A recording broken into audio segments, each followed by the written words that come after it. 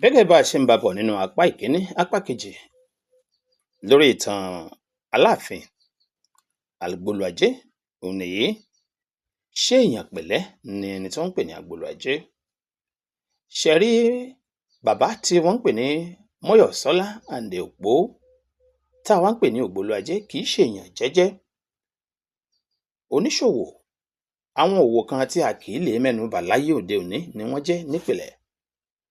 Àwọn sì jẹ́ ọ̀kan lára àwọn tí wọ́n jẹ́ ọmọ ọba tí wọn ò fi gbára faramọ́ ohun tó ń pè ní ọ̀nà ọmọ ọba. Wọ́n jẹ́ jagunjagun.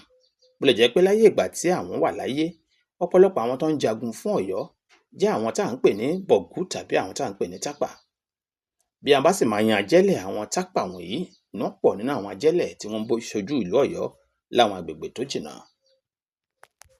Ìdí nìyẹn tó fi jẹ́ pé díẹ̀ lára àwọn ọmọ ọba tí wọ́n bá yàn láti ṣe bẹ́ẹ̀ ni wọ́n jẹ́ jagunjagun. Wọn kì í fipá mú wọn. Ṣùgbọ́n ẹni tá à ń pè l'Agboluajé torí pé òun jẹ́ akin èèyàn gíga tó sì jẹ́ pé ó dùn rí lójú ni lóòótọ́.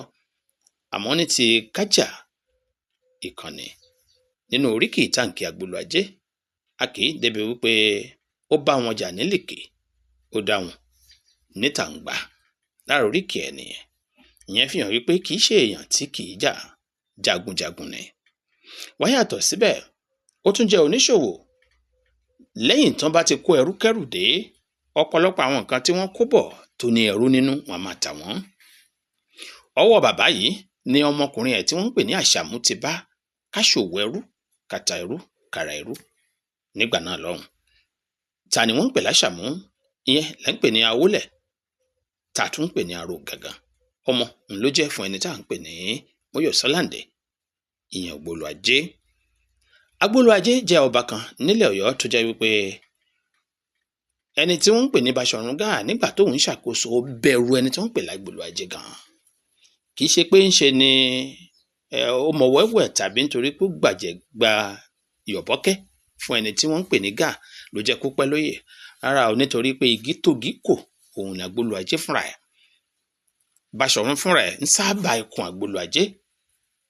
Bí ò bá jẹ́ wípé ní ti ọ̀rẹ́ ọkùnrin tí bàbá ẹni yẹn jọ dàgbà tó sì jẹ́ ìbátan ẹ̀ nídìí ilé ìyá ṣẹ̀gbàgbé pé Àrísàdéhùn ọmọ Ẹlẹ́wì Odò òun ni ìyá ńlá ẹni tí à ń pè ní Bọ̀wání Bàndíà tó bí Déètì Àjàǹpàtì tí ṣe bá ńlá bàbá ẹni tí wọ́n ń pè ní Agboluajé bí ìran kẹfà sẹ́yìn kó tó wá kàn tí wọ́n ń pè ní Mọ́yọ̀sọ́lá Àǹdè Òpó alias Agboluajé.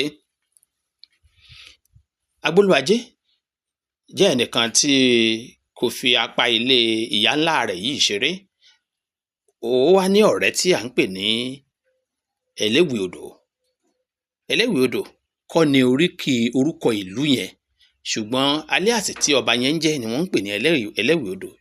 Ṣùgbọ́n ọba Ìfọ̀yínlé, Olú ti Ìfọ̀yínlé ńlọba tá à ń wí yìí, ó jẹ́ ọ̀rẹ́ ẹ̀ tímọ́tímọ́. Àmọ́ ká tó dédìí ọ̀rọ̀ ohun tó pa àwọn méjèèjì pọ̀ àti ohun tó fà á tó fi jẹ́ pé nítorí ọ̀rọ̀ ẹni yìí l'Agboluajé fi tẹrí gbàṣọ. Nínú apá tó bá ń tẹ̀lé á sọ̀rọ̀ débẹ̀. Àmọ́ lákọ̀ọ́kọ́ ná, Agboluajé jẹ́ ọkùnrin takuntakun tó jẹ́ wípé àkótagìrì bí ejò ni. Agboluajé bí ọmọkùnrin 9 àti ọmọbìnrin 4.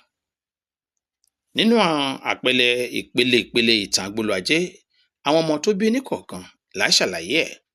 Ara wọn lẹni tí wọ́n ń pè ní inú apá kẹta